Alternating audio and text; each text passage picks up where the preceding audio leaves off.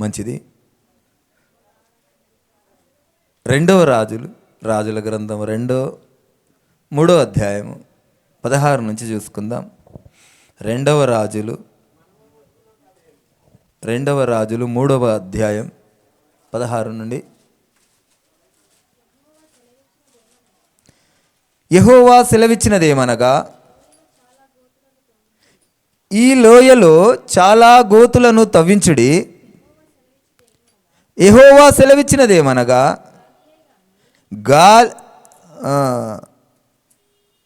గాలియే గాని వర్షమే గాని రాకపోయినను మీరును మీ మందలను మీ పశువులను త్రాగుటకు ఈ లోయ నీళ్ళతో హల్లెలూయా.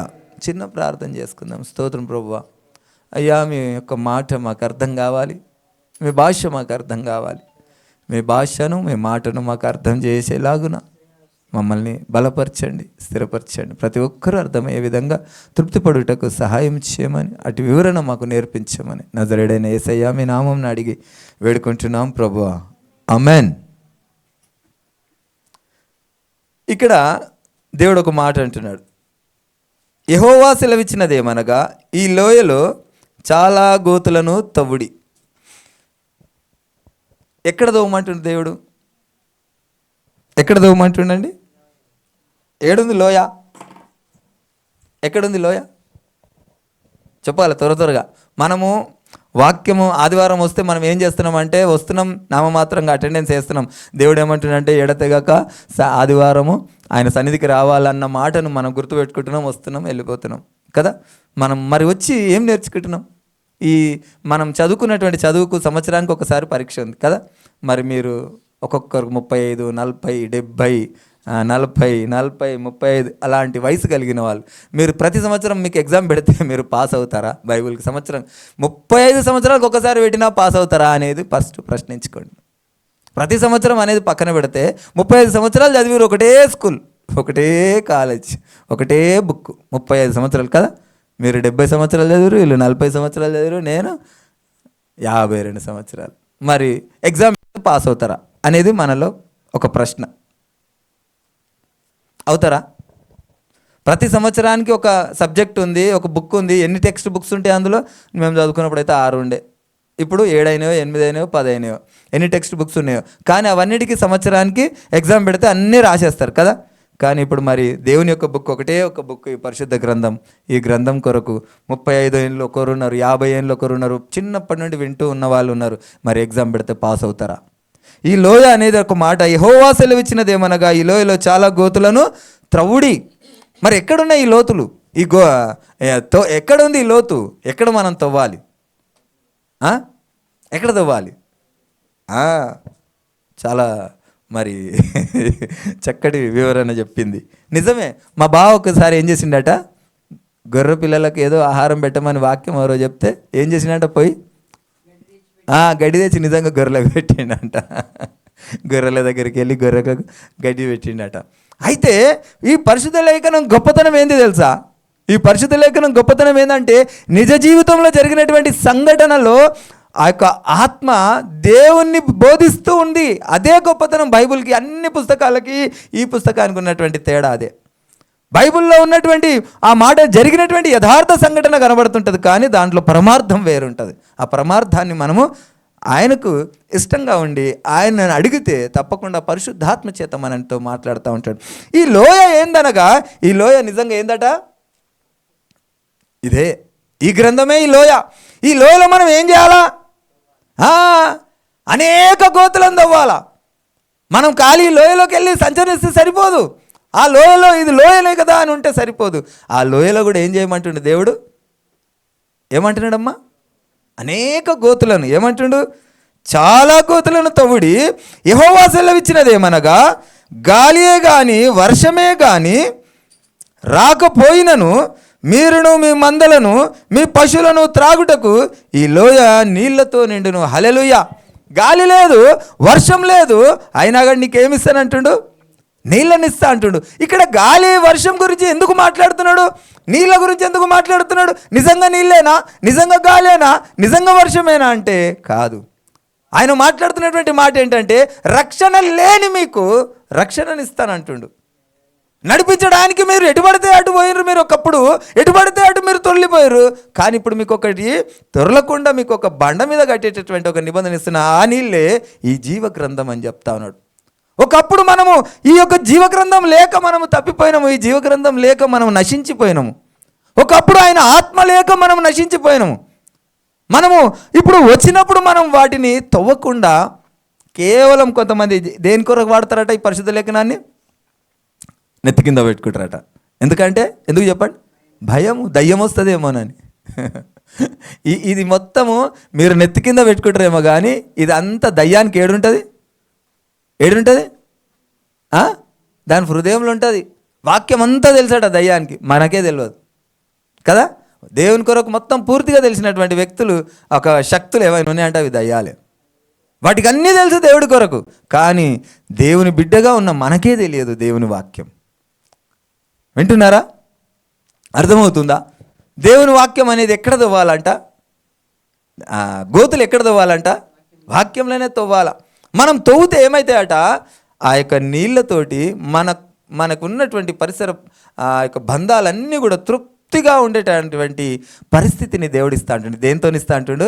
నీళ్ళతోటి. ఆయన వాక్యంతో ఇస్తుండొచ్చు, ఆయన ఆత్మతోటి ఇస్తుండొచ్చు, ఆయన వాక్యం చేత మనల్ని సరైన మార్గంలో నడిపిస్తుండొచ్చు, ఆయన పరిశుద్ధాత్మతోని చక్కటి మార్గంలో ఆయన నడిపిస్తుండొచ్చు.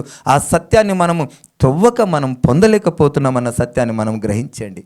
మనం తవ్వుతలేము. మనము ఎలాగుంటున్నామంటే, విన్నది ఇక్కడ ఒక మాట ఏమని ఉంటుంది, ఎఫెసీలకు రాసిన పత్రిక 20వ అధ్యాయం 4వ అధ్యాయం 20వ వచనంలో ఒక మాట ఉంటుంది, మీరు క్రీస్తులో సత్యం ఉన్నట్టుగానే మీరు ఉపదేశింపబడిన ఎడల మీరు క్రీస్తును నేర్చుకున్నవారు కారు. ఈ పరిశుద్ధ లేఖనం ఉన్నట్టుగా చదివితే దేవుడు ఇన్ని లక్షల కోట్ల మందికి ఇంత పవిత్ర గ్రంథాన్ని ఒక సైన్యం కొరకు రాసిండా, ఒక యుద్ధం కొరకు రాసిండా, లేకుంటే దేని కొరకు రాస్తుండో మనం ఒకసారి ఆలోచించాలి. ఆయనను మనము ఆత్మతో గనక ఆరాధించి ఆయన యొక్క వాక్యాన్ని కనుక మనం తవ్వగలిగే శక్తి మీకుంటే ఖచ్చితంగా మనకు ఆయన ఆ యొక్క మర్మాలను మనకు తెలియజేస్తానని అంటున్నాడు.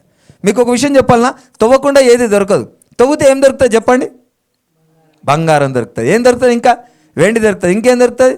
రాగి దొరుకుతుంది. ఇంకేం దొరుకుతుంది? ఇనుము, ఇత్తడి అన్నీ కూడా ఎలా దొరుకుతాయి? భూమిలోనే. తవ్వుకోవాలంతే. తవ్వే శక్తి నీకుంటే ఆ నిధులు మాత్రం, ఆ గుప్తం అంతా నీ సొంతం. తవ్వే శక్తి నీకు ఉండాలి.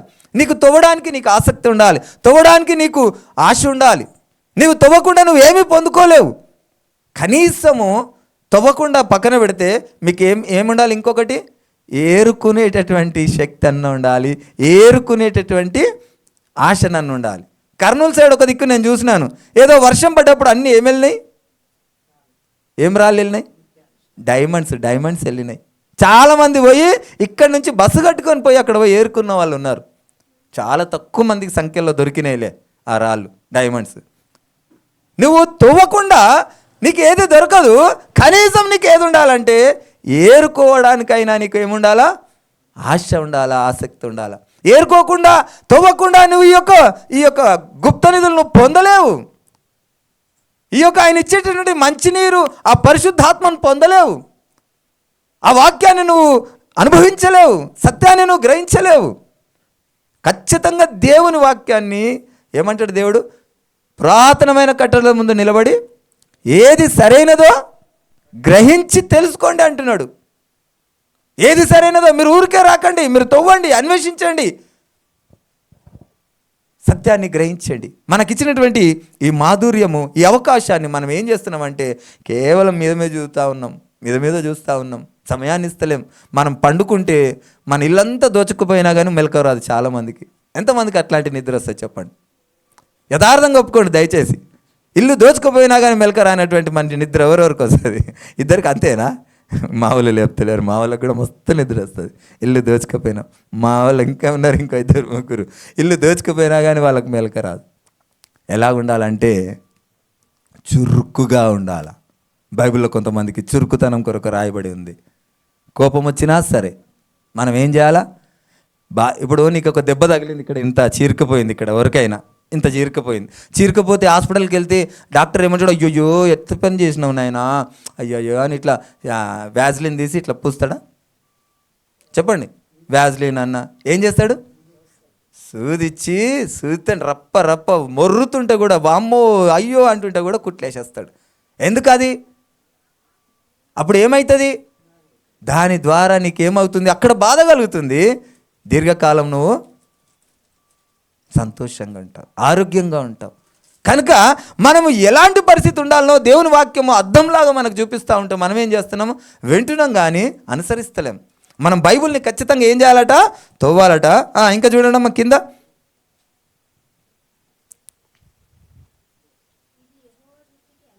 ఇది యెహోవా దృష్టికి అల్పమే, ఆయన మోయాబీయులను మీ చేతికి అప్పగించెను. హల్లెలూయా. నువ్వు ఏం చేయాలా? నువ్వు లోయలోకి వెళ్ళాలా? లోయలో అనగా యేసయ్య ఆ యొక్క ఆత్మీయ జీవితంలో లోతులోనికి వెళ్ళాలి. లోతులోనికి వెళ్ళకుండా నీకు ఏది దొరకదు. లోతులోనికి వెళ్ళి కూడా నువ్వేం చేయాలా? తవ్వాలా. తవ్విన తర్వాత అప్పుడు ఏం జరుగుతుందట? మనకి తవ్వినప్పుడు ఆ లోయలు నీళ్లతో నిండును. ఇది యెహోవా దృష్టికి అల్పమే, ఆయన మోయాబీయులను మీ చేతికి అప్పగించెను. మనం పోరాడుతున్నది ఎవరితోని? మనం పోరాడుతున్నది అపవిత్ర ఆత్మలతోని, దురాత్మలతోని, అంధకార చీకటి శక్తులతోని మనం పోరాడుతున్నాం, మనం మనుషులతో కాదు. ఆ యొక్క పోరాటాన్ని మనం జయించాలంటే ఏం చేయాలట? మనం ఫస్ట్ లోతులోనికి వెళ్ళాలా. లోయలోనికి వెళ్ళి లోతుగా తవ్వాలా. తవ్వితే ఆ నీళ్ళు ఇస్తాడు. ఆ నీళ్ళు ఆ సత్యవాక్య అనుకోవచ్చు, పరిశుద్ధాత్మ అనుకోవచ్చు. ఆ పరిశుద్ధాత్మ సత్యవాక్కు నిన్ను ఏం చేస్తుందట? సర్వసత్యంలో నడిపించి ఏం చేస్తుంది? ఇది యెహోవా దృష్టికి అల్పమే, ఆయన చేతికి, ఆయనలో ఆయనకున్నటువంటి ఆ విషయం, ఆయనకున్న గొప్పతనంలో చిన్నదే, కానీ ఆయన మోయాబీయులను మీ చేతికి అప్పగిస్తాడు. ఎవరా మోయాబీయులు? ఎవరి మోయాబీయులు? ఎవరు తెలుసా? ప్రధానమైనటువంటి అపవాది సైన్యము మన చేతికి అప్పగిస్తాడు. ఈ సత్యాన్ని మీరు తవ్వితే, ఈ సత్యాన్ని మీరు గ్రహిస్తే, ఇది అన్వేషిస్తే, మీరు ఎవరిని మీ చేతికి పట్టగా అప్పచెప్తాడట దేవుడు? ఎవరిని అప్పచెప్తాడట? అపవాదులను మన చేతికి అప్పగొప్తాడు. మీకు అర్థం కావట్లేదు ఇంకా. మీకు దేవుని అందు ఉండడం అంటే ఏంటి అంటే, దేవుని వాక్యాన్ని పూర్తిగా అర్థమైతే సైతానాయిక నుంచి నువ్వు వెళ్ళనగానే వెళ్ళిపోతుంది. ఒక చోటు ఉంటుంది, నేను క్రీస్తును ఎరుగుదును, పౌలును ఎరుగుదును, మీరెవరు అని అడుగుతుంది. దేవుని వాక్యం ఎరగకుండా మనం ఆయనని ఎరిగేటటువంటి ఆ రిలేషన్ మనం సంపాదించలేం. ఆయన వాక్యాన్ని మనం గ్రహించి, ఆయన వాక్యాన్ని మనం ధ్యానిస్తే మనకు ఎవరిని అప్పచెప్తాడంటే సమస్త ఆ యొక్క అపవిత్ర ఆత్మల సైన్యాన్ని మన చేతికి అప్పచెప్తాడు. మనం చాలా మటుకు మనము ఆ యొక్క కొంతమంది కొన్ని పాత కాలంలో విషయాలు మనం చూసాం, సంఘటనలు చూసాం. మేము ఒక దగ్గర గుమ్మడిదాల శామ్యుల్ అని ఒక పాస్టర్ గారు ఉండే. నేను చాలా చిన్నగా ఉన్నా. మేము వచ్చి కూర్చున్నాం, పాస్టర్ గారు ఇక్కడ ఉపదేశిస్తూ ఉన్నాడు. వెనకాల కూర్చున్న వాళ్ళందరూ దయ్యం పట్టిన వాళ్ళు ఉండే. వెనకాల ఉన్నారు. ఇక్కడ ఆరాధన జరుగుతూ ఉంది. ఆరాధన జరిగింది, వాక్యం అయిపోయింది. ఇంకా లాస్ట్ చివరి ప్రేయర్లు చేసేందుకు పాస్టర్ గారు ఇట్లా నడుచుకుంటూ వస్తుంటే ఆ చివరిలో కూర్చున్న వాళ్ళు రావద్దు రావద్దు రావద్దు రావద్దు అని కింద పడి విలవిలలాడిపోతుండే. ఎందుకొరకు? ఆయనలో శక్తి లేదు. ఆయనలో ఏముంది? వాక్య జ్ఞానం ఉంది. దేవుడిచ్చినటువంటి ఆ యొక్క తవ్వేటటువంటి ఆ యొక్క ఆలోచన ఆయనలో ఉంది. ఆయన తవ్విండు. ఆ యొక్క తవ్వినందుకు ఆయనలో ఏమైపోయిందంటే, మనిషికి దేవుని కొరకు తెలిస్తే చాలు అపవాదులు భయపడతాయి. అపవాదులు భయపడతాయి. ఎందుకంటే మనుషులకు తెలియకుండా చేయాలనే మన మైండ్ని ఏం చేస్తున్నాయి? అవి అంధత్వంలోనికి తీసుకెళ్తా ఉన్నాయి. ఆ అంధత్వంలోనికి పోకుండా ఉండాలంటే మనం మొట్టమొదటగా ఆ లోయ, ఈ యొక్క గ్రంథాన్ని తవ్వాలి, మనం తెలుసుకోవాలి, మనం అన్వేషించాలి. మనం ఆ విషయాన్ని దేవుని వాక్యం స్పష్టంగా చెప్తా ఉంది. ఈ యొక్క అపవిత్ర ఆత్మలకు భయపడరు. దేవునితో ఉన్నవాళ్ళు, దేవుని అందు ఉన్నవాళ్ళు, దేవుణ్ణి ఆ యొక్క తెలుసుకోవాలని ఆసక్తి ఉన్నవాళ్ళు, ఆశ ఉన్నవాళ్ళు అపవిత్ర ఆత్మలకు భయపడరు. ఏలియా గారు ఏమంటారు? ఆ యొక్క బలిపీఠం దగ్గరకు పోయినప్పుడు వీళ్ళకు మొట్టమొదటిగా అవకాశం ఇస్తాడు. ఇచ్చినప్పుడు వీళ్ళందరూ ఏం చేస్తారు? బయలును ఆరాధిస్తూ, వాళ్ళందరూ బలులు అర్పిస్తూ, అన్ని కోసుకుంటూ చేసుకుంటూ అంతా విచ్చలవిడిగా చేస్తుంటే ఈయన మంచిగా పడుకొని ఏమంటాడు? మీ బయలు నిద్రపోతుండేమో, లేపుర్రి అంటాడు. లేపండి అంటాడు. ఎందుకు? ఈయనకు భయం లేదు. ఎందుకంటే ఈయనకు తవ్విండు, ఈయన అన్వేషించాడు, ఆయనకు రిలేషన్ ఉంది, ఆయన సత్యాన్ని ఈయన గ్రహించిండు. కనుకనే వాటికి భయం లేదు. వాటిని ఎవరికి అప్పచెప్పిండు? వాటిని అన్నిటిని కూడా ఏలియాకి అప్పచెప్పిండు. ఏలియా ఎంత ధైర్యంగా ఉన్నాడు? మోయాబీలను అప్పచెప్పినటువంటి ఆ ధైర్యాన్ని కలిగి ఉన్నాడు ఆయన. ఆ విషయాన్ని మనం గ్రహించాలి. అర్థమవుతుందా? అర్థమవుతలేదా? సరే, కింద చూడండి అమ్మ. మీరు ప్రాకారము గల ప్రతి పట్టణమును, రమ్యమైన ప్రతి పట్టణమును కొల్లబెట్టి మంచి చెట్లనెల్లా నరికి నీళ్ళ బావులన్నిటినీ పూడ్చి సమస్తమైన మంచి భూములను రాళ్లతో నేర్పివేయుదురు అనెను. హల్లెలూయా. ఇక్కడ రెండు విధాలుగా మనము కొన్ని విషయాన్ని మనం బాగా ధ్యానించాలి. రెండు విధాలుగా దేవుని వాక్యంలో మనకు ఆ యొక్క మార్గములు, రెండు మార్గాలు ఉన్నాయి. ఒకటి పరిశుద్ధాత్మ ఉంది, ఇంకోటి ఏముంది? దురాత్మ ఉంది. ఒకటి పరిశుద్ధాత్మ ద్వారా నడిపింపబడతావు, ఒకటి దురాత్మ ద్వారా నడిపింపబడతావు, అపవిత్రాత్మ ద్వారా నడిపింపబడతా ఉంటాం. అయితే ఇక్కడ ఏమైంది? ఆ యొక్క అపవిత్రాత్మలను దేవుడు మనకు అప్పచెప్పిండు. ఇక్కడ వీళ్ళు ఏం చేస్తున్నారంట, అక్కడికి వెళ్ళిన తర్వాత మీరు వాళ్ళకు అభిషేకించి ఏమంటుండు, మీరు ఏం చేస్తారట, ప్రాకారము గల పట్టణములను, రమ్యమైన ప్రతి పట్టణమును కొల్లబెట్టెదరు. మనం ఆది కాండంలో చూసుకుంటే రమ్యమైన చూడటానికి ఎలాగుందట, ఏంటిది అది? పండు. ఆ రమ్యంగా ఉందని అప్పుడు తిన్నారు. కానీ దేవుడు ఏమంటాడు, ఇక్కడ సవాల్ చేస్తుండే, మీరు కనుక త్రవ్వి కనుక వాటిని ఆ యొక్క లోతైన వాటిలో త్రవ్వి కనుక మీరు ఆ నీళ్ళను మీరు పొందుకుంటే ఆ రమ్యమైన వాటిని మీరు ఏం చేస్తారట, కొల్లగొడతారట. ఆదాము కొల్లగొట్టలేకపోయిండు, అవ్వకు కొల్లగొట్టలేకపోయింది. కానీ ఈరోజు నీకు దేవుడు వాగ్దానం చేస్తున్నాడు, ఆయన ఆత్మ నీకు తోడుగా ఇచ్చిండు. నువ్వేం చేస్తావు? రమ్యమైన వాటిని ఏం చేస్తావు? కొల్లగొట్టేస్తావు. నువ్వు శోధనలో పడవు. శోధనలు వస్తాయి అనేకమైన, కానీ శోధనలో జయించడానికి నీకేమిచ్చిండు? ఆయన ఆత్మనిచ్చిండు. మనం తవ్వుతే ఆయన ఆత్మ నీలో ఉంటుంది. ఆయన ఆత్మ నీలో ఉంటే నువ్వు రమ్యమైన వాటిని కూడా ఏం చేస్తావు? ఏం చేస్తాడు? ఏమనుంది ఇక్కడ? మీరు ఏమంటారు? ప్రతిస్పందన ఇస్తే నాకు రెండు కొంచెం జోష్ వస్తే నేను కూడా చెప్పాలనిపిస్తుంది, అర్థమవుతుంది అనిపిస్తుంది. అర్థం కాకుంటే నాకు కూడా సరే అర్థమవుతలేదేమో అని తొందరగా ముగించాలనిపిస్తుంది. ప్రతిస్పందన ఏంటంటే మనం చెప్తున్నటువంటి మాట అర్థమవుతుందేమో అనిపిస్తుంటుంది కదా. అయితే మనము దేవుని యొక్క వాక్యాన్ని త్రవ్వినప్పుడు ఆయన నీళ్ళనిస్తాడు. ఆ ఆత్మ నీళ్ళనగా ఆత్మ మనల్ని ఏం చేస్తుంది అంటే ఆ యొక్క దురాత్మలను మన చేతికి అప్పగిస్తుంది.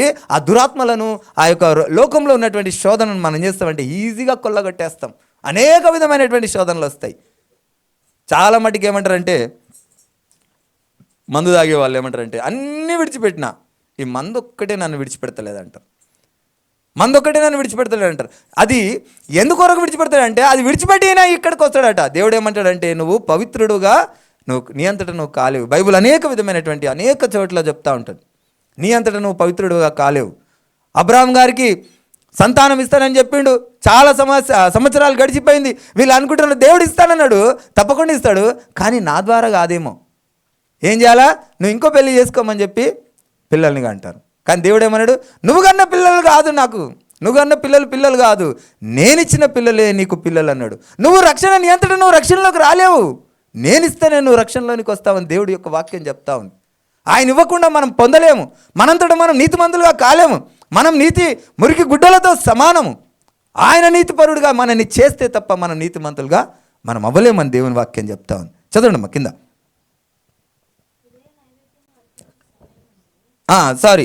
19వ. మీరు ప్రాకారం గల పట్టణమును, రమ్యమైన ప్రతి పట్టణం కొల్లబెట్టి మంచి చెట్లను నరికి నీళ్ళ బావులన్నిటినీ పూడ్చి సమస్తమైన మంచి భూములను రాళ్లతో నెరిపివేయుదురు అనేను. ఇక్కడ లోయల్లోనేమో తవ్వమన్నాడు, ఇక్కడనేమో తవ్విన బాయిల్ని ఏం చేయమన్నాడు? ఎందుకన్నాడు ఆ మాట? లోయలను అన్నింటినీగా ఏమో తోమన్నాడు, అక్కడ నీళ్ళు ఇస్తానన్నాడు. అక్కడ నీళ్ళు అయినా గాలి లేకున్నా వాన లేకున్నా ఇస్తానన్నాడు. ఇక్కడికి వచ్చేసరికి ఏం చేస్తున్నాడు? ఇక్కడ తవ్వినటువంటి బావులను ఏం చేయాలట? ఎందుకు ఈ బావులు ఏంటి? ఈ తవ్విన బావులు ఏంటి? అర్థమైందా? ఈ తవ్విన బావులు ఏంటంటే అనేక విధమైనటువంటి అన్య ఆరాధన. ఈ తవ్విన బావులు ఏంటంటే అనేక విధమైనటువంటి ఆరాధనలు. ఒకటి భార్యను కావచ్చు, ఒకటి భర్తను కావచ్చు, ఒకటి పిల్లల్ని కావచ్చు, ఒకటి బంగారాన్ని కావచ్చు, ఒకటి ఇల్లును కావచ్చు, ఒకటి అధికారాన్ని కావచ్చు, అనేక విధమైనటువంటి ఆరాధనల చేత ఈ బావులు అనేటివి దేవుని యొక్క వాక్యం చెప్తా ఉంది. దేవుని యొక్క వాక్యంలో ఆయన ఆత్మను కనుక మనం పొందుకొని ఆయన ఆ యొక్క అపవాదిపై మనకు అధికారం ఇచ్చినప్పుడు మనం ఏం చేయాలి? మొట్టమొదటిగా అంటే ఈ లోకంలో ఉన్నటువంటి ఈ బాయిలను పుడవాల. ఆ బాయిలు ఏవనగా భార్య కావచ్చు, బంగారం కావచ్చు, ఆస్తి కావచ్చు, అంతస్తు కావచ్చు, మన అందం కావచ్చు, అనేక విధమైనటువంటి శరీరేచ్ఛలు కావచ్చు, ఆ అధికారం కావచ్చు, వీటిని అన్నిటిని పూడ్చమని దేవుని వాక్యం చెప్తా ఉంది. ఇవన్నిటిని దేవుని వాక్యం ఏమంటుందంటే పూడ్చేయమని చెప్పి దేవుని వాక్యం చెప్తా ఉంది. ఆ యొక్క దేవుని యొక్క అధికారాన్ని మనం పొందుకున్నప్పుడు మనం వీటిని ఏం చేస్తామంటే ఆ యొక్క లోకాన్ని విడిచిపెడతాం. ఎందుకంటే మనలో ఉన్నదేంటి? ఆత్మ. పరిశుద్ధాత్మ ఉన్నప్పుడు మనని సర్వసత్యంలో నిలబెడుతుంది. మొట్టమొదటిగా మనం పరిశుద్ధాత్మ అనగా ఊరికే రాదు.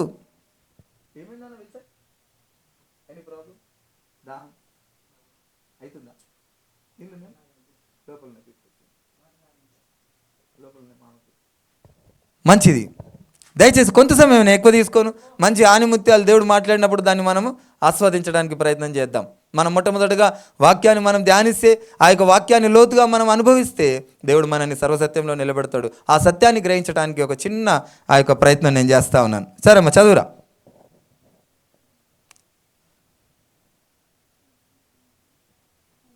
ఇరవై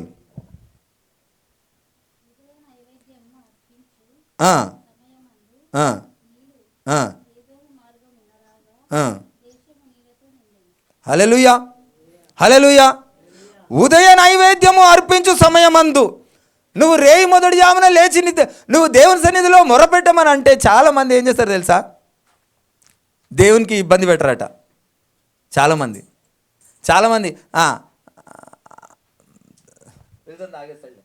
మనం కాన్సన్ట్రేట్ చేద్దాం. మళ్ళీ తర్వాత గంటకే పెడతా అనుకో ఎగ్జామ్, చెప్పగలుగుతారా? రాయగలుగుతారా?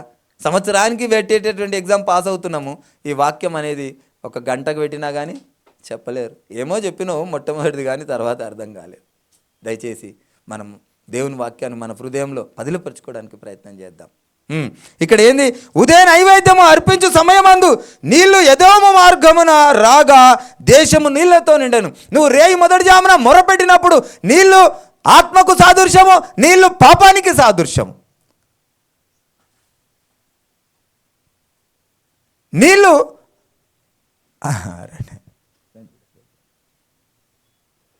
నీళ్ళు అనేది ఆత్మకు సాదృశ్యము, నీళ్ళు అనేది పాపం. నీళ్ళలో మునిగిపోవడం. ఆ యొక్క ఏం కాదు, కూర్చోండి.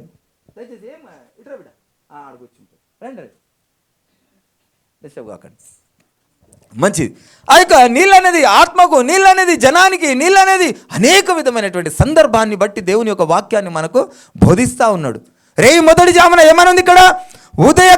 ఉదయ నైవేద్యము అర్పించు సమయమందు నీళ్లు ఎదేమో మార్గమున రాగా. నీ ఇంటి ముంగటిన విపత్తు వస్తుంది. రేయి మొదటి జామున లేచి వస్తుంది విపత్తు, ఉగ్రత వస్తుంది. అపవాదిగాడు ఎవరిని మింగుతుమా అని మరణము కిటికీలు ఎక్కుతుంది. కానీ నీవేం ఉండాలా? ఉదయ నైవేద్యము. రేయి మొదటి జామున నీ ఉదయ నైవేద్యం అంటే ఏమవుతుందట? ఆ యొక్క విపత్తు మార్గమున రాగా దేశము నీళ్లతో నిండెను. 21 చదవమ్మా. తమతో యుద్ధము చేయుటకు రాజులు వచ్చి ఉన్నారని మోయాబీలు విని అల్పులనేమి గనులనేమి ఆయుధములు ధరించుకొనగల వారిని అందరినీ సమకూర్చుకొని దేశపు సరిహద్దునందు నిలిచిరి. వాళ్ళకు పొద్దున లేదు, రాత్రి లేదు. వాళ్ళ శత్రు సైన్యం ఏందట? అల్పులేమి గనులేమి. అందులో చిన్నోళ్ళు ఉన్నారు, పెద్దోళ్ళు ఉన్నారు, యుద్ధం చేసే నైపుణ్యులు ఉన్నారు, అనేక మంది ఉన్నారు. వాళ్ళని అందరినీ రెడీ చేస్తా ఉన్నాడట సాతానుగాడు. ఎందుకు? యుద్ధానికి. ప్రతి ఒక్కరి పట్ల జరుగుతున్నటువంటి ఈ సంఘర్షణ అనే యుద్ధం. మన జీవితంలో ప్రతి ఒక్కరితో మనం పోరాడుతున్నది ఈ జీవితంలో యుద్ధం. ఆ యుద్ధానికి ఏం చేస్తున్నారట? వీళ్ళందరూ మోయాబీలు ఏం చేస్తున్నారంట? అల్పులనేమి గనులనేమి ఆయుధాలు ఇచ్చి వాళ్ళను సిద్ధం చేస్తూ ఉన్నారు మొదటి జామున. కానీ వీళ్ళు ఏం చేస్తున్నారు? ఉదయ నైవేద్యం అర్పించుచున్నటువంటి సమయంలో నువ్వు చేయాల్సింది ఏంది? నీ నైవేద్యం మాత్రం నువ్వు అర్పించు. కింద చూడమ్మా. వాళ్ళు సిద్ధమై ఉన్నారు, వీళ్ళేమో నైవేద్యం పొద్దున ఉదయకాలపు నైవేద్యం ఇచ్చిర్రు, అర్పించిర్రు. 22 చదవమ్మా. ఉదయమందు వీరు లేచినప్పుడు సూర్యుడు నీళ్ళ మీద ప్రకాశింపగా అవతలి నీళ్లు మోయాబీలకు రక్తం వలె కనబడెను. హల్లెలూయా. ఇక్కడ శత్రువులకు, ఈ ప్రధానమైన శత్రువులు ఎవరు అనుకున్నాం మనము? అపవిత్ర ఆత్మలు అనుకున్నాము. ఆ అపవిత్ర ఆత్మలకు ఎవరంటే భయము, ఏదంటే భయము? యేసయ్య రక్తం అంటే భయము. హల్లెలూయా చెప్తారా? హల్లెలూయా. యేసయ్య రక్తం అంటే భయము. ఈ మోయాబీలను అపవిత్రాత్మల చేత, దురాత్మల చేత పోల్చబడింది.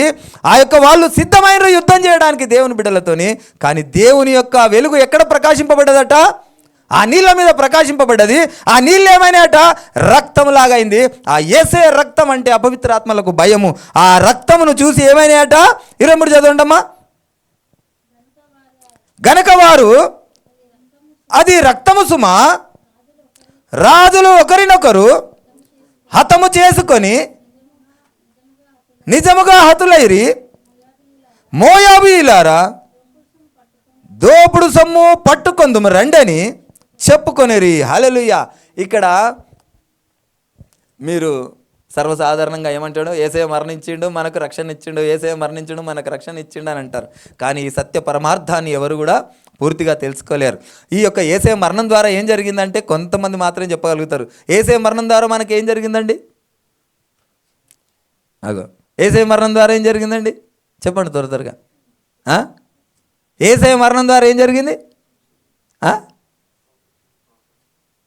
ఇంకా యేసయ్య మరణం ద్వారా ఏం జరిగిందో ఒక్కసారి చూద్దాం. నా కాన్సెప్ట్ అది కాదు, మనందరికీ తెలియాలి అనేది నా యొక్క ఆలోచన.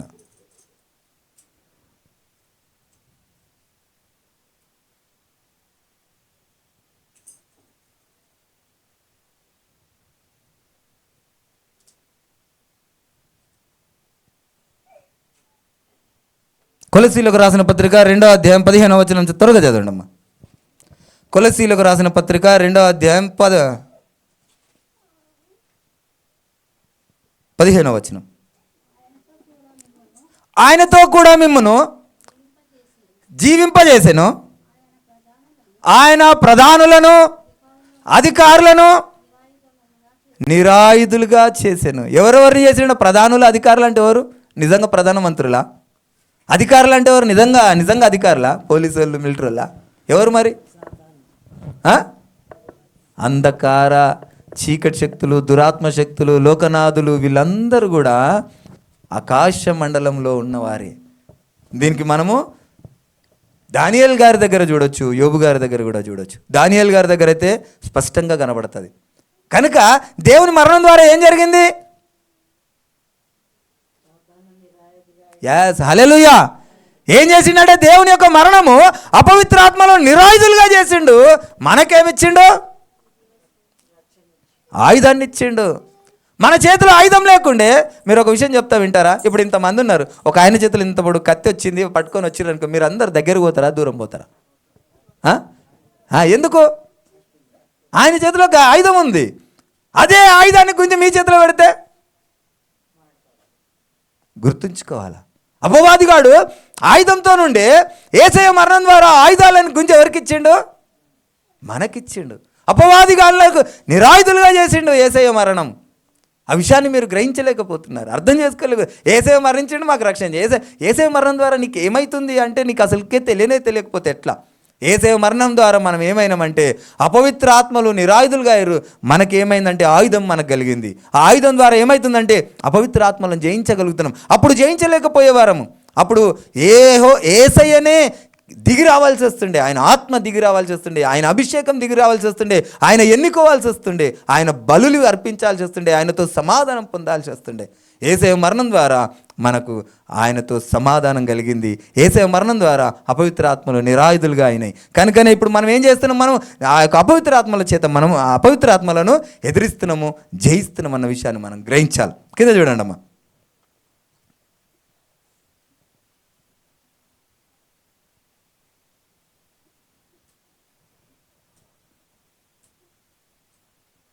21 అయిపోయిందా? 22 అయిపోయిందా? 23 చదవమ్మా. 23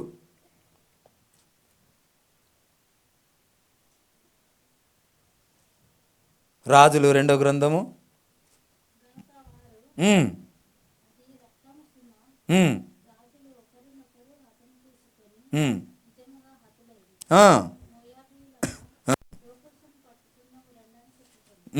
అయితే మనం ఇంతకు ముందుకు మనం మాట్లాడుకున్నాం కదా, అపవిత్రాత్మలు ఏమైనాయి, నిరాయుధులుగా అయినాయి అని. అయితే ఈ యొక్క యేసయ్య మరణం ద్వారా ఇవన్నీ ఏమనుకుంటారంటే ఈ రక్తం ద్వారా అయిపోయింది, మనకు ఏమైంది, జయం కలిగింది, ఆయన మరణించిండు నడవండి అని అనుకుంటున్నారు. కానీ వాటికే తెలియదు ఏమైందో. తెలుసా మీకు? వాటికే తెలియదు ఏమైందో. యేసయ్య మరణించిండు అనుకుంటుండ్రు, యేసయ్యని చంపేసినాం అనుకున్నారు. కానీ కింద చూడమ్మా, 24 చదవండి అమ్మా. 23వ వచనం చూస్తే, కనుక వారు అది రక్తము సుమా, రాజులు ఒకరినొకరు హతము చేసుకొని నిజముగా హతులైరి, మోయాబీలారా దోపుడు సొమ్ము పట్టుకుందాము రండి అని చెప్పుకొనిరి. 24 చదవమ్మా.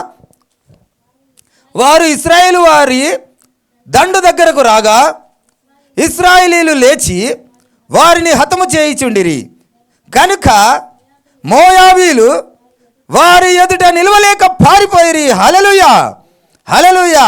ఇక్కడ అపవిత్ర ఆత్మలు అన్నీ ఏమనుకుంటున్నాయంటే ప్రధానమైనటువంటి రాజు చనిపోయిండు, ఇక మనం వీళ్ళని ఏం చేద్దాం, వాళ్ళ సొమ్మునంతా లాక్కుందాం, వాళ్ళను హతమారుద్దామని వస్తే ఏడుకొచ్చిర్రు. వీళ్ళకు కూడా వాళ్ళ దగ్గరికి వచ్చిర్రు, నీ దగ్గరికే వచ్చిండు, మీ దగ్గరికే వచ్చిండ్రు. కానీ మీరేం చేసిర్రు, లేచి వాళ్ళనే హతమారుస్తుంటే ఆ సైన్యం అంతా ఏమైపోయింది, ఇదెక్కడిది రా, మాకు ఇంత బలం ఉండి ఏమేమి పిరికోలం అయిపోయినాం, వాళ్ళ దగ్గర ధైర్యం ఎక్కడిది, వాళ్ళ దగ్గర ఆయుధాలు ఎక్కడివి అని చెప్పి పరిగెడతా ఉన్నారట. ఈరోజు యేసయ్య మరణించడం ద్వారా మనకేం జరిగిందంటే అపవిత్ర ఆత్మలు నిరాయుధులుగా అయినాయి, మనకేమైంది, ఆయుధం కలిగింది, ఆయుధం దొరికింది. ఆ యొక్క విషయాన్ని ఆది నుండే దేవుడు పొందుపరుస్తూ ఉన్నాడు, పాత నిబంధన నుండే మనకు తెలియజేస్తూ ఉన్నాడు. బిడ్డ, నేను వస్తున్నా, నేను ఇస్తున్నా. ఏమిస్తున్నా అన్నాడు? ఏమిస్తున్నా అన్నాడు? మనకు లేని రక్షణ, అసాధ్యం అనుకున్నది సుసాధ్యం చేయడానికి వస్తున్నా అన్నాడు. ఆ విషయాన్ని మనం గ్రహించాలి. వీరు లేచి ఏం చేసిరట, మోయాబీలను హతము చేసిరి. 25 చూడమ్మా. మరియు వారు పట్టణములను పడగొట్టి సమస్తమైన మంచి భాగముల మీదను తల యొక్క రాయి వేసి నింపి వీళ్ళ బావులనన్నిటినీ పూడ్చి మంచి చెట్లనన్నిటినీ నరికివేసి కీర్షారెషేతు పట్టణమును మాత్రము వారు విడిచిపెట్టిరి గనుక దాని ప్రాకారము నిలిచి ఉండెను. గాని వడిసెలు విసురువారు దాని చుట్టుకొని రాళ్ళు విసురుచు వచ్చిరి. మోయాబు రాజు యుద్ధము బహు కఠినముగా జరుగుట చూచి కత్తి దియు 700 మందిని ఏర్పరచుకొని ఏదోము రాజు వద్దకు తీసుకొని పోవుటకు యత్నించెను. గాని అది వారి వలన కాకపోయాను. వాళ్ళ దగ్గర కత్తులు ఉండేటటువంటి వాళ్ళు అనేక విధమైనటువంటి సైన్యములు ఉన్నా కానీ ఈరోజు మీ దగ్గర ఉన్నటువంటి ఆయుధం బలమైనది. మనం ఈరోజు ప్రపంచ దేశాల్లో మనం చూస్తూ ఉన్నాము, ఒక్కొక్కరి దగ్గర న్యూక్లియర్ బాంబు ఉంది కాబట్టి వారితో యుద్ధం చేయాలంటే భయపడతా ఉంటారు. మన దగ్గర ఎలాంటి బాంబులు ఉన్నాయి? న్యూక్లియర్ లాంటి బాంబులు ఉన్నాయి. దేవుడు అటువంటి ఆయుధాన్ని మనకి ఇచ్చిండు. ఆ ఆయుధం ఏది? ఆ ఆయుధాలను లేకుండా చేస్తుంది. ఒక్కొక్కసారి అపవాదిగాడు మొట్టమొదటగా మీ దగ్గర నిరాయుధులుగా, యేసయ్యనేమో వాళ్ళని నిరాయుధులుగా చేసి మనకప్ప చెప్తే మనని నిరాయుధులుగా చేయడానికి అపవాదిగాడు ప్రయత్నం చేసి, ఏంటి ఆ ప్రయత్నం, ఏంటి ఆ నిరాయుధులుగా? చెప్పండి ఎవరన్నా, నిరాయుధులుగా మనం ఎప్పుడైతాం? ప్రార్థన లేకుండా మనం నిరాయుధులు అవుతాం. రాత్రిపూట ఏదో ఒక సమస్య తెచ్చి పెడుతుంది, లేకుంటే పొద్దుగాల లేకుండా ఏదో ఒక మత్తు నిద్రను తెచ్చి పెడుతుంది. మనము ఉదయకాలపు నైవేద్యాన్ని మనం అర్పించినప్పుడు ఆ యొక్క పాపము, ఆ యొక్క దోషము వచ్చినప్పుడు ఆ దోషం కొట్టివేయబడాలంటే ఉదయకాలపు నైవేద్యము నిన్ను గెలిపిస్తుంది. నిన్ను అపవిత్రాత్మని నీ చేతికి అప్పచెప్తుంది. నిన్ను నిరాయుధులుగా చేయడానికి అపవాదిగాడు ప్రయత్నం చేస్తూనే ఉంటాడు. వాని దగ్గర ఎలా ఉన్నారట? 8,000 మంది మోయాబు రాజు యొద్దకు బహు కఠినముగా. ఇక్కడ ఏమనుంది? కఠినముగా జరుగుట చూచి కత్తి 700 మందిని ఏర్పరచుకొని ఏదోము రాజు వద్దకు తీసుకొని పోవుటకు యత్నించెను. కానీ అది వారి వలన కాకపోయిన. ఎందుకు? మీ దగ్గర అంతకంటే బలమైన ఆయుధాలు ఉన్నాయి, ఉదయకాలపు నైవేద్యాలు ఉన్నాయి. కనుక కత్తి చూసేవాళ్ళు, అనేక విధమైనటువంటి విన్యాసాలు, యుద్ధ నైపుణ్యం కలిగిన వారు ఉన్నా కానీ వారు మనల్ని ఏమీ చేయలేరని దేవుని వాక్యం చెప్తా ఉంది. కనుక మనం రేయి మొదటి జామున లేచి మనము ఆయన వాక్యాన్ని, ఆయనతో సహవాసాన్ని మనం కలిగి ఉండాలి. 27వ వచనం చివరి 26 అయిపోయింది. మంచిది.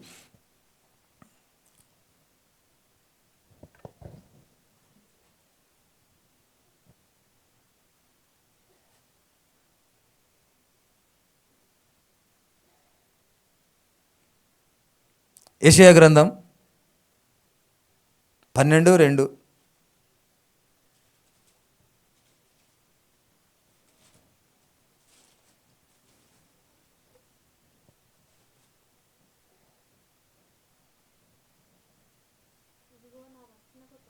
ఇదిగో నా రక్షణకు కారణభూతుడగు దేవుడు, నేను భయపడక ఆయనను నమ్ముకొనుచున్నాను.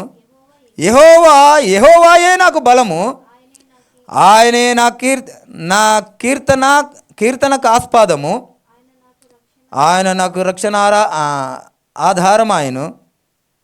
కావున మీరు ఆనందపడి రక్షణాధారములైన బావులలో నుండి నీళ్లు చేదుకొందురు. ఆ దినమున మీరు ఇలాగందురు, యెహోవాను స్తుతించుడి, ఆయన నామం ప్రకటించుడి, జనులలో ఆయన క్రియలు ప్రచురించేయుడి, ఆయన నామము ఘనమైనది, జ్ఞాపకము తెచ్చుకొనుడి. ఈరోజు రక్షణ మనకు ఎవరిచ్చిరని చెప్పుకుంటున్నామమ్మా? యేసయ్య ఇచ్చినని చెప్పుకుంటున్నాం. ఆ రోజు ఎవరిస్తానని చెప్పారు? ఈరోజు ఎవరిచ్చిర్రు? గ్రహించండి. దేవుని వాక్యము తవ్వండి, అన్వేషించండి. ఆ యొక్క ఆనిముత్యాలను మనము తెలుసుకునేటువంటి అవకాశం దేవుడు ఇస్తానని దేవుని వాక్యం చెప్తా ఉంది.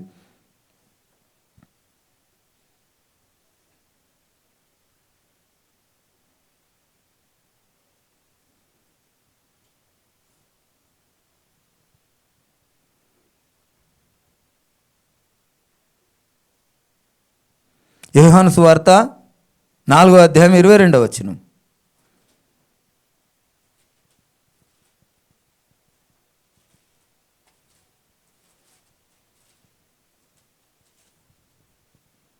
నాలుగో అధ్యాయం 22వ వచనం.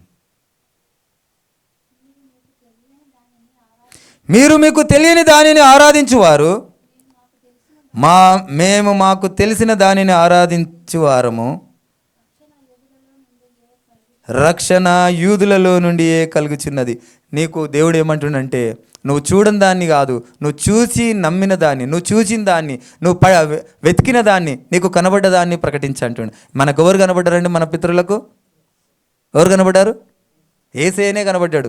మనకి ఇంతవరకు కూడా దేవుడు ఆ యొక్క ఉన్నవాడని చెప్పినటువంటి ఆ సమయాల్లో దేవుడు ఎక్కడ కూడా ఎవరికి కనపడలేదు. కనబడ్డదాన్ని నమ్మంటున్నాడు, కనబడని దాన్ని నీకు అనవసరం అంటుండు. నువ్వు చూడని దాని గురించి నువ్వు పట్టించుకోకంటుండు. దేవుడు ఇక్కడ ఏమంటుండు? మీకు తెలియని దాన్ని ఆరాధించకండి, మీకు తెలిసిన దాన్ని ఆరాధించండి. మీకు తెలిసింది ఏంది? యేసయ్య లోకానికి వచ్చిండు, యేసయ్య మీకు కనబడ్డాడు. యెహోవా అన్న పదానికి ఏమంటే ఉన్నవాడు అనే మాట అర్థము. ఆ ఉన్నవాడు యేసయ్యగా వచ్చిండని దేవుని వాక్యం చెప్తా ఉంది. మీరు చూసిన దాన్ని నమ్మండి. మీకు చూసింది ఎవరు? యేసయ్యని. ఆయన ఏమన్నాడు? నేను చూసిన ఏలు పెట్టి చూసేదాకా నేను నమ్మనన్నాడు. అలాంటి వారి చేత పరీక్షింపబడ్డటువంటి ఆ పరిశుద్ధ గ్రంథం మన ముందుకు వచ్చింది. మన పితరులు చూశారు, మన పితరులు పరీక్షించారు, ఏలు పెట్టి పరీక్షించారు. ఆయన ఉన్నవాడై ఉండి ఈ లోకానికి వచ్చిన దేవుని వాక్యం చెప్తా ఉంది. ఇర్మియా గ్రంథం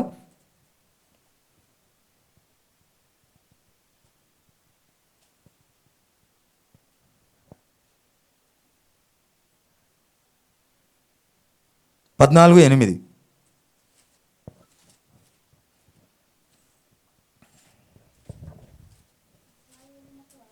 ఇశ్రాయేలునకు ఆశ్రయుడా, కష్టకాలమున వారికి రక్షకుడా, మా దేశంలో నీవేళ పరదేశి వలె ఉన్నావు. ఏలా రాత్రి వేళ బస చేయుటకు గుడారము వేయి ప్రయాణిస్తుని వలె ఉన్నావు. హల్లెలూయా. ఇక్కడ ఇర్మియా పాత నిబంధన గ్రంథం. దేవుడు ఇక్కడ ఏమంటున్నాడు? ఇక్కడ ఏమని మాట్లాడుతాడంటే, ఇశ్రాయేలునకు ఆశ్రయుడా, మనకు ఆశ్రయం ఇచ్చిన వాళ్ళు ఎవరు? కష్టకాలమున వారికి రక్షకుడా, మనము ఆ యొక్క అపవిత్రాత్మల చేత పీడింపబడి మనం నరకానికి పాత్రులమైన మనకు ఆశ్రయం ఇచ్చిన వాళ్ళు ఎవరు? ఒక్కసారి ఆలోచించండి. ఆ దేశంలో, ఏ దేశంలో? పరదేశుల వలెను ఉన్నావు. మా దేశంలో మనం, ఆయన పరదేశునికి, ఆయన సృష్టికర్తకు అధికారి అయినటువంటి ఆ దేవుడు ఈ లోకంలో మనము మన దేశానికి వచ్చి ఆయన ఎలాగున్నాడట?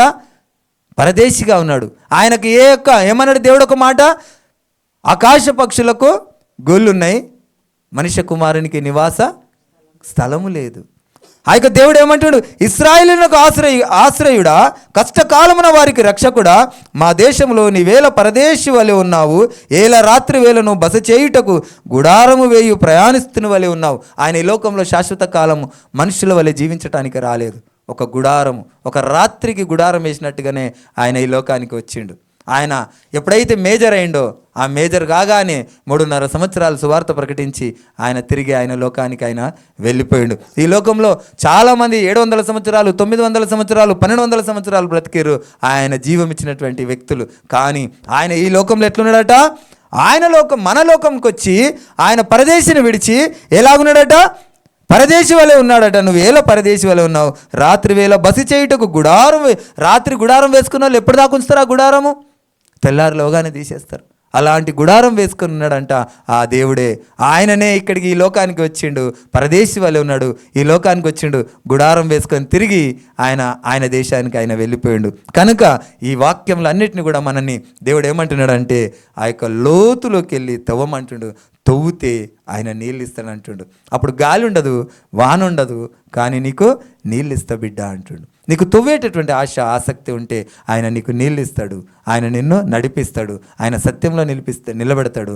ఆయన మోయాబీలను, అపవిత్ర ఆత్మలను మీ చేతికి అప్పగిస్తాడు. అపవిత్ర ఆత్మలకు దడవలసిన అవసరం ఉండదు. అపవిత్ర ఆత్మల కొరకు మనము ఎక్కడికో వెళ్ళవలసిన అవసరం ఉండదు. ఈ సత్య మాధుర్యాన్ని మనం గ్రహిస్తే అపవిత్ర ఆత్మల జుట్టు బట్టి తరిమి కొట్టచ్చు.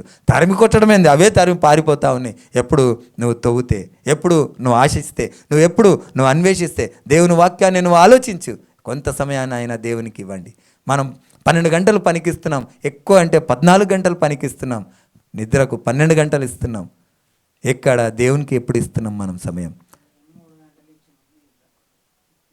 3 గంటలు నిద్ర రాకపోతే పెద్ద మనుషులకు నిద్ర పట్టదు తెలుసా?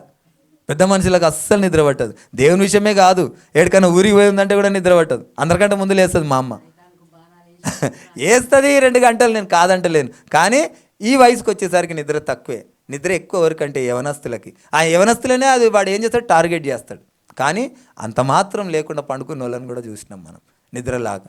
ఆ అమ్మ, నేను అందుకే మీకు ముందే చెప్పిన, అపవాదిగాడు ఏం చేస్తాడు? మనని నిరాయుధులుగా చేస్తాడు. నిరాయుధులుగా చేయడం అంటే ఏంటంటే, మన కుటుంబంలో ప్రార్థించే వారిని దూరం చేస్తాడు, మన కుటుంబంలో ప్రార్థన లేకుండా చేస్తాడు, ప్రార్థన లేని ఇల్లుగా చేస్తాడు. అప్పుడు మనం ఏమైపోతాం? నిరాయుధులుగా అయిపోతాం.